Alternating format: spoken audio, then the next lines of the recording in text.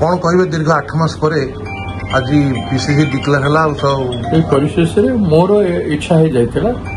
जब ओडिशा कांग्रेस तैयारी करने दायित्व नहीं बोली मोर बहुत दिन इच्छा था मत पार्टी विश्वास कला मोर नेता श्रीयुक्त राहुल गांधी जी एवं श्रीमती सोनिया गांधी जी अटल विश्वास एवं श्रीयुक्त खड़गे जी मो प्रति विश्वास आज ये निष्पत्ति तेणु से कृतज्ञता जनाऊँगी और समस्त कांग्रेस जन को मो अतीत मुझे कम कर स्नेह सदा पाई सहयोग आशीर्वाद मुझे समस्त को नहीं कम करने कठिन परिश्रम करी समस्त सम्मान सुरक्षा करने मोर कर्तव्य कांग्रेस तैयारी करने कर्तव्य आप निश्चित भाव गोटे बड़ चैलेंज हम जेहेतु बीजेपी सरकार अच्छी सेंटर भी बीजेपी सरकार और ओडिशा रे बीजेपी सरकार आपको निश्चित गोटे बड़ चैलेंज हम ए सब किसी ना चैलेंज एवं